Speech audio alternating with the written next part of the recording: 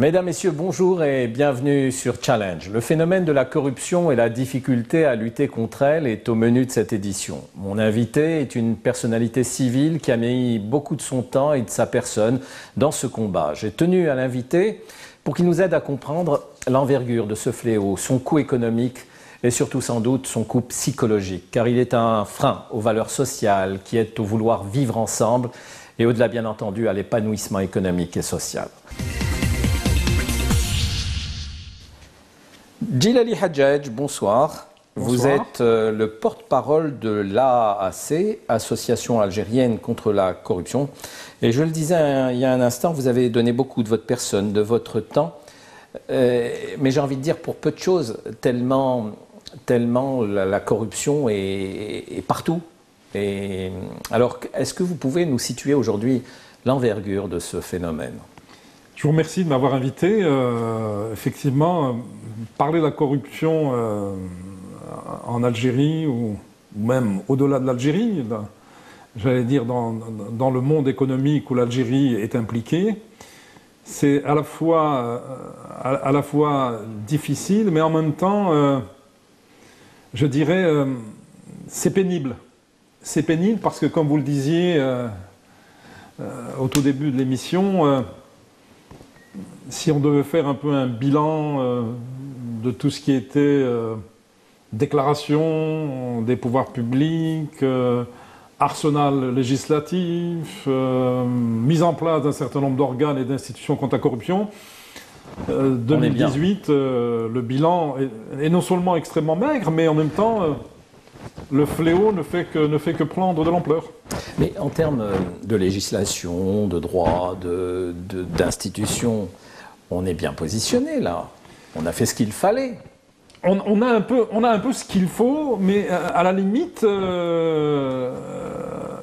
on a au plan judiciaire, par exemple, on a un code pénal qui est vrai, qui se tient, qui globalement répond un peu au code qui est un peu partout dans le monde, mais bon, il y a un problème d'application, il y a un problème de mise en place réel. L'Algérie a fait partie, et c'est tout à son honneur, des premiers pays qui ont ratifié la Convention des Nations Unies contre la corruption, convention qui existe depuis 2003, l'Algérie l'a ratifiée en 2004, mais le résultat de la transposition en droit interne de cette convention, la fameuse loi de 2006 de prévention et de lutte contre la corruption, c'est une loi qui est très très en deçà et très très éloignée du contenu de la Convention. Donc pourquoi les pouvoirs publics en 2006 et pourquoi le Parlement nous a donné une loi qui est très mauvaise. Non seulement elle est très mauvaise, mais en plus de ça, elle n'est presque pas appliquée. Il y a des institutions qui gravitent autour de ce phénomène. Je pense à l'Office central de répression de la corruption et puis l'organe national de prévention et de lutte contre la corruption. Alors voilà deux institutions étatiques qui sont censées travailler là-dessus. Quels sont d'ailleurs leurs rôles à chacune ? Alors, l'Office central de répression de la corruption, qui a été créé en 2010, a principalement un statut de police judiciaire, donc autour des affaires de corruption, compétence nationale, sous la tutelle, au tout début de sa création, du ministère des Finances, puis plus récemment, il est passé sous la tutelle du ministère de la Justice. Donc, logiquement, il est apte à mener des enquêtes, à lancer des enquêtes, sur tout le territoire national, sous l'autorité bien sûr, ou en étant en contact avec un procureur, donc sur tout ce qui est affaire de corruption. Donc, globalement, c'est un peu ça le rôle de l'Office. Le rôle de l'organe national de prévention de la corruption, qui est aussi un organisme gouvernemental de création un peu plus ancienne, donc issu de la loi de 2006, lui serait plutôt, j'utilise un conditionnel, chargé surtout des aspects de prévention. Mais malheureusement, cet organe national de prévention et de lutte contre la corruption, j'allais dire, est un peu trop discret sur la place publique, alors que la prévention, à la limite, ça ne devrait pas gêner grand monde. Il y a beaucoup à faire. Alors comment on se situe aujourd'hui, du point de vue, si on devait comptabiliser les choses, et comment on se classe, comment l'Algérie se classe par rapport au monde? Est-ce qu'on a une spécificité en termes de corruption, comme on le dit dans la rue, ou non? En fait, je ne vais pas reprendre uniquement le classement qui est par ailleurs repose sur un indice qui est relativement controversé, qui est l'indice de perception de la corruption, qui en fait est un indice qui surtout essaye d'évaluer un peu comment l'administration publique se situe par rapport à la corruption. Mais en fait, il y a d'autres indices. D'ailleurs, c'est un peu une des spécialités de votre émission. Il y a des indices économiques. L'indice de compétitivité, l'indice de climat des affaires, l'indice, j'allais dire, de liberté des médias, ainsi de suite. Dans l'ensemble, dans tout ce faisceau d'indices, et très souvent ces indices sont l'œuvre d'organismes intergouvernementaux dont l'Algérie est partenaire, c'est vrai qu'on est très très mal situé. L'ensemble de ces indices fait que l'Algérie est malheureusement un pays où il est très difficile d'investir, que ce soit un investissement national ou étranger, où il est très difficile de monter des affaires, et il y a un climat des affaires qui est exécrable, et il y a un risque de corruption qui est malheureusement extrêmement élevé. D'accord. Est-ce que il y a un classement, un dernier classement à nous annoncer ou... Oui, il y a celui de 2018. Qui émane de qui? J'ose pas trop en parler, qui situe l'Algérie au-delà de la 100e place, avec un score là aussi désastreux, inférieur à 3 sur 10. Alors, je disais, vous avez plusieurs cordes à votre arc. Alors, vous êtes médecin de formation. Vous êtes aujourd'hui journaliste et parallèlement à ce métier, au Soir d'Algérie, hein, je tiens à le dire, et vous êtes parallèlement à cela donc porte-parole de l'ACC, donc l'Association algérienne de lutte contre la corruption. Vous travaillez, alors qui vous finance et vous êtes combien? Comment vous travaillez? Ah oui, alors... Et est-ce qu'on vous laisse travailler? Merci pour cette question, elle est importante. Quand nous avons créé notre association il y a presque une vingtaine d'années, la fin 99, on a déposé un dossier conformément aux lois en vigueur auprès du ministère de l'Intérieur. Malheureusement, on n'a même pas accepté que notre dossier soit déposé, contrairement à un premier rendez-vous initial. Mais donc toujours non agréé. Pendant pas mal d'années, un haut fonctionnaire de la présidence avec qui nous étions en contact avait d'ailleurs me disait toujours: vous n'êtes pas interdit, vous n'êtes pas autorisé, vous êtes toléré. Donc nous étions tolérés pendant pas mal d'années, et depuis quelques années, on va dire, c'est même plus cet esprit-là, puisque nous sommes pratiquement interdits de toute activité publique, ce qui fait que ça pose des problèmes en termes de fonctionnement de l'association. Ceci dit, si l'on devait, comme le font un certain nombre d'associations ou de syndicats de manière classique, lancer un appel aux adhésions, nous serions noyés par le nombre de... Et ça c'est réconfortant. D'ailleurs, tous les jours, nous recevons des demandes d'appel à des adhésions. Nous ne fonctionnons pas un peu comme les associations traditionnelles, mais on a pas mal de personnes dans beaucoup de wilayas qui seraient disposées à travailler très sérieusement pour peu qu'on nous laisse le faire. Donc pour le financement?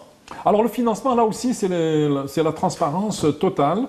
Nous nous autofinançons. Quand vous dites nous, vous êtes combien? En fait, nous sommes, au début, d'abord il y a une vingtaine de membres fondateurs. Au début, nous étions à peu près une centaine, 120 personnes dans une quinzaine de wilayas. Maintenant, si l'on devait par exemple, et nous le souhaitons, mettre en place une assemblée générale constitutive, j'allais dire, pour être en conformité avec la loi de 2012 sur les associations, nous pourrions rassembler 200 à 300 personnes assez facilement. Mais le problème n'est pas là. Le problème, c'est que pour peu qu'on nous laisse travailler...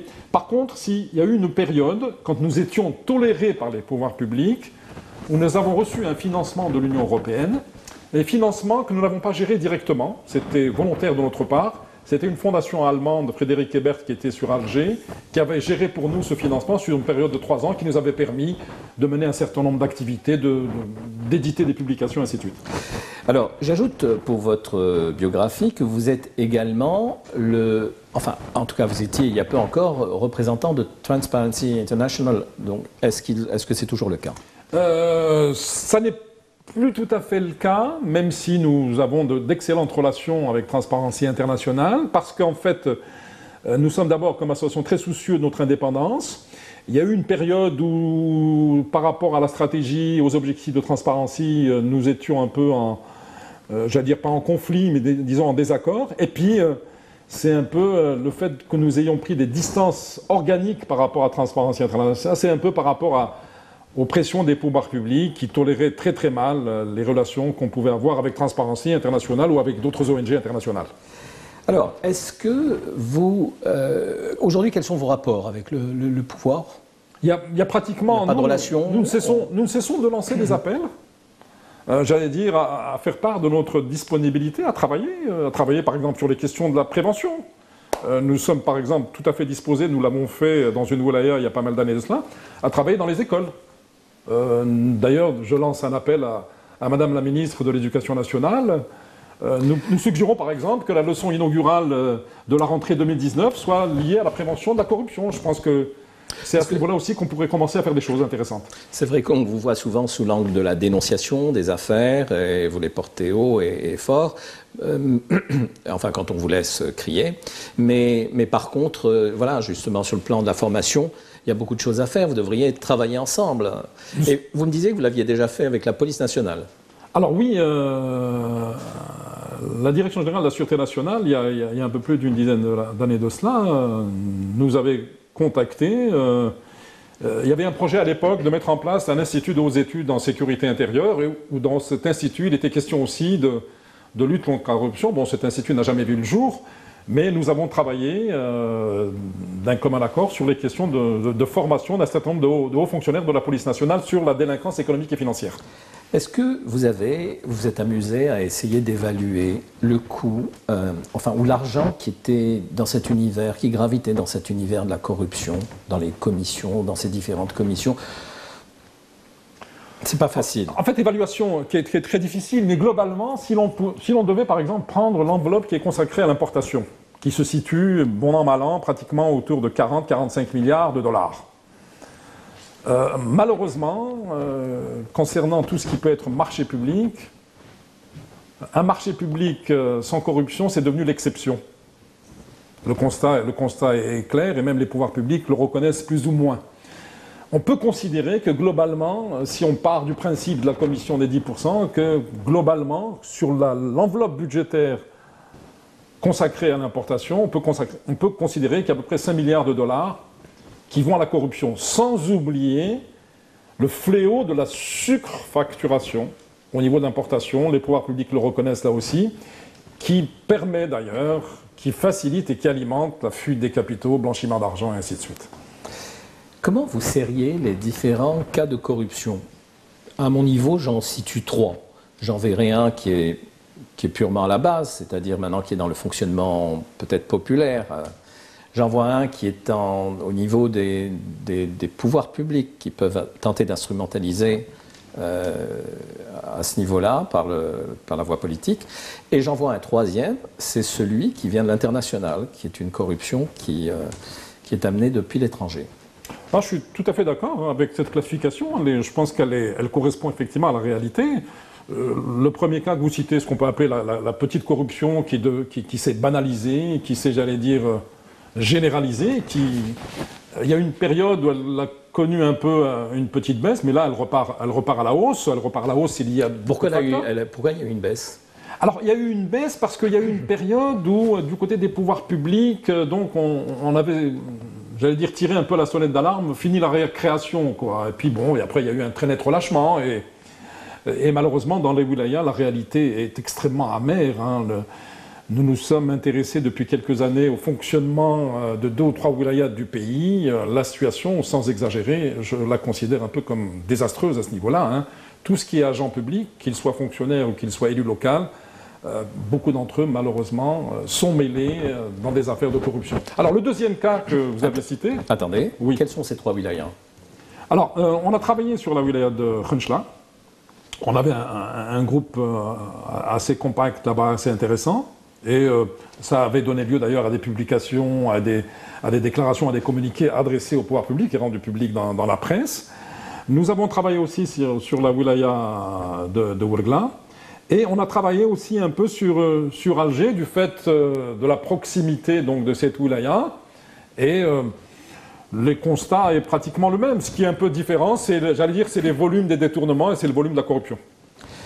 Le deuxième étage de corruption. Alors, deuxième étage, effectivement, on va dire c'est un peu ce qui est corruption, j'allais dire, algéro-algérienne, à un niveau national.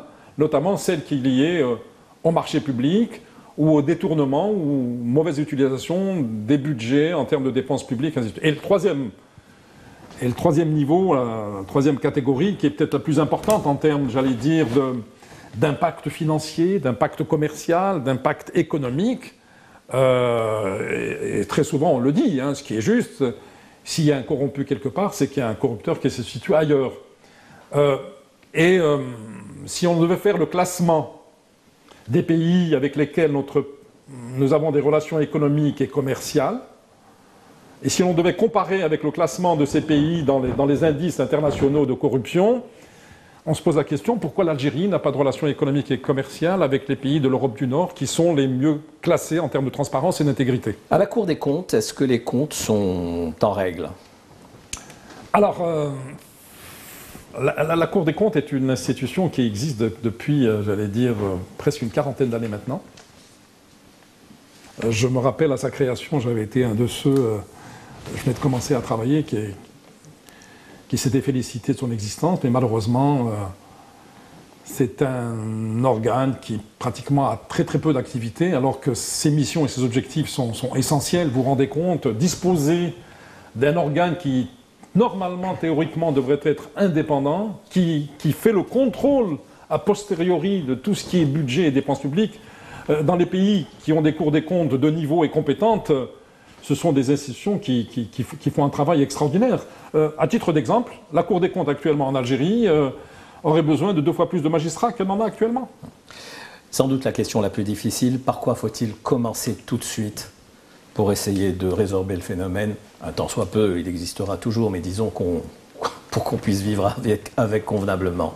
L'élément de base qui est essentiel, c'est qu'il y ait une volonté politique. Un dernier mot sur l'impunité qui caractérise souvent ce type d'affaires. Pas toujours, mais souvent. Est-ce que c'est pas bon, ça, pour la culture populaire? Ah, tout à fait. Tout à fait. Il y a un grand problème de confiance qui se pose entre les Algériens et les pouvoirs publics. Et ça ne règle pas la relation de confiance entre les gouvernants et les gouvernés. Le lien est cassé, le lien est brisé, et ça, c'est difficilement réparable. Djilali Hadjadj, merci, c'était intéressant. C'est moi qui vous remercie. J'espère vous retrouver une autre fois. Et voilà, beaucoup de succès dans votre entreprise qui est noble. Merci. Voilà, mesdames et messieurs, je vous remercie de votre attention. Je vous retrouve dans un instant tout de suite.